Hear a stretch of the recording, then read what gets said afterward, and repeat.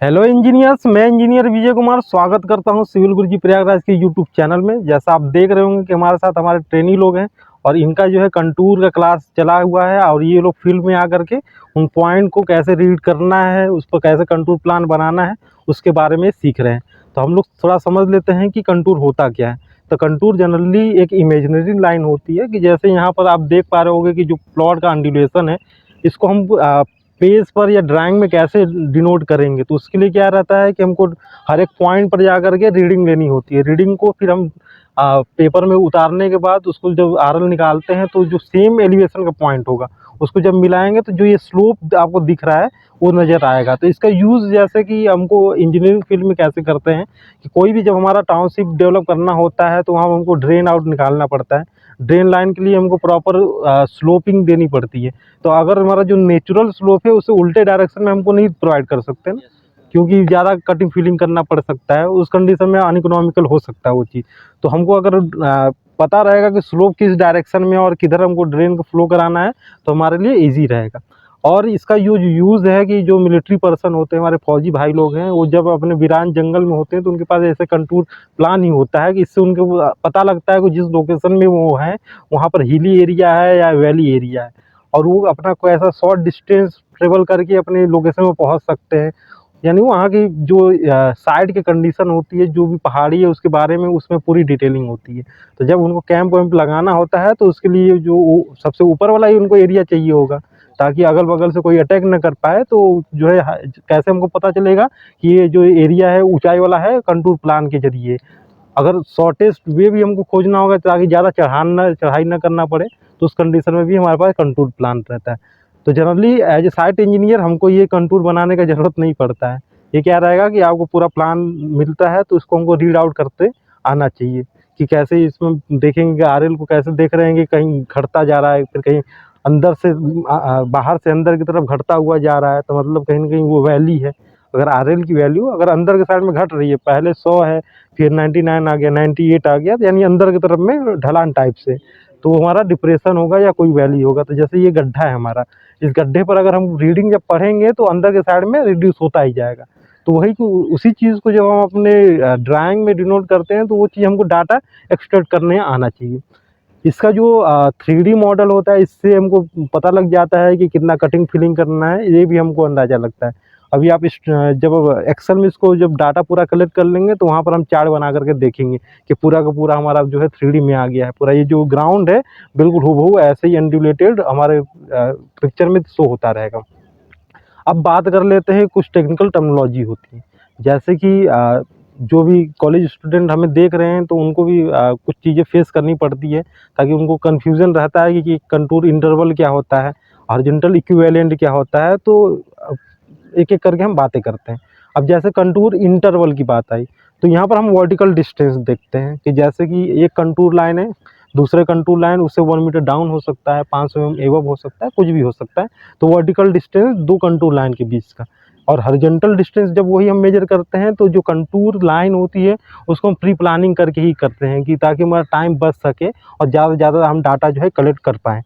तो उसके लिए हम पहले से ग्रिड जो हम यहाँ पर बना रहे हैं कि 3-3 मीटर का ग्रिड बना दिए, पूरे प्लॉट को अपने ग्रिड में बाँट दिए।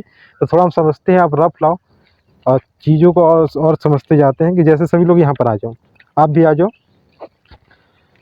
हम लोग अक्सर सुनते हैं कि 2 कंटूर लाइन कभी भी एक दूसरे को क्रॉस नहीं करती है। सच्ची बात है कि वो नहीं करती है, एक्सेप्शनल कंडीशन लेकिन होता है।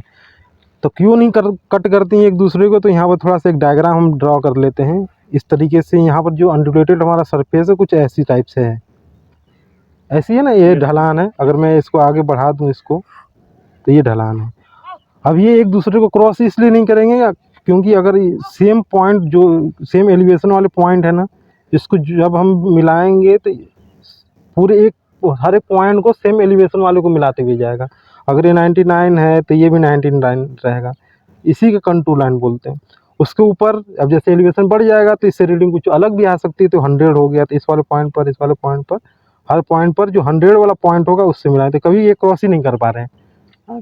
अब लेकिन एक्सेप्शनल कंडीशन क्या होता है कि जैसे ओवरहैंगिंग क्लिप होती है इस तरीके से, ऐसे इंटरव्यू में पूछा जाता है कि आपका नॉलेज चेक करने के लिए कि आपको आता है कि नहीं प्रॉपर। इस कंडीशन में क्या होता है कि ऊपर वाले के लिए एक कंटूर बनाते हैं तो नीचे वाले के लिए भी बनाते हैं। तो ये कुछ ऐसे बनता है, जैसे मैं इसे नीचे ड्रॉ करूँ, ये ऊपर वाले पॉइंट के लिए मैं बना रहा हूँ ना, ये ऊपर वाला, और जो नीचे वाला है इसको इसमें भी ऐसे क्रॉस करते हुए जाएगा इस तरीके से, इस तरीके से।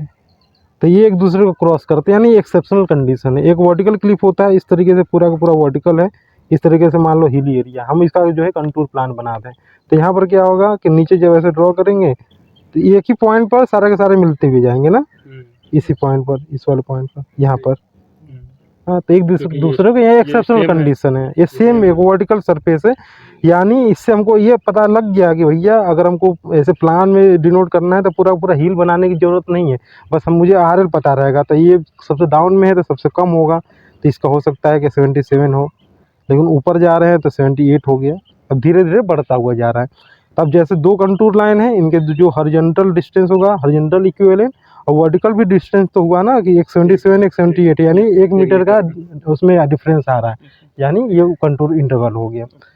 अब जैसे हमको ये कंटूर प्लान हमारा बन गया, तो इसका यूज़ जो है कैनाल के अलाइनमेंट के लिए, जब भी कंस्ट्रक्शन कैनाल का होगा तब भी यूज़ करेंगे, रेलवे ट्रैक बिछाना होगा तब भी करेंगे, और हमारा जो नेशनल हाईवे या कोई भी रोड बनानी है तब भी करते हैं। अब जैसे कैनाल हमको बनाना है तो फ्लो जो होगा, जो ग्रेविटी फ्लो होना चाहिए ना, उसमें आप कहीं भी पंप ऐसा नहीं देखोगे कि बाई प्रेशर के थ्रू पानी को फ्लो करवाया जा रहा हो। जिस डायरेक्शन में हमारा स्लोप नेचुरल रहता है, इसी डायरेक्शन में हम जो है इसको प्रोवाइड करने की कोशिश करते हैं। तो ये जो हो गया हमारा पूरा का पूरा जो है, इसको कंटूर कैनाल भी बोलते हैं, यानी जो कई सारे कंटूर लाइन को क्रॉस करते हुए बनाया गया कैनाल है, इसको कंटूर कैनाल भी बोलते हैं। एक होता है रिज कैनाल। तो जनरली जो हमारा कैनाल होता है ना, कि जैसे कि ऐसे स्लोप एरिया है इससे और ऐसे, तो ये इसको रिज बोलते हैं, रिज। तो रिज के पर बनाने से क्या होगा, रिज पर बनाने से ये होगा कि जो पानी का फ्लो है ना, इधर भी सेम होता रहेगा, इधर भी सेम होता रहेगा, समझे कि नहीं। यहाँ पर कैनाल में भी टाइप है। सो इंजीनियर्स, ये हमारी साइड विजिट थी, और हम लोग, हमारे जो इंजीनियर हैं यहाँ पर जो है हर पॉइंट को जो है अच्छे से यहाँ पर रीडिंग लेंगे, और सारा जो है हम कंटूर प्लान बनाने की कोशिश करेंगे।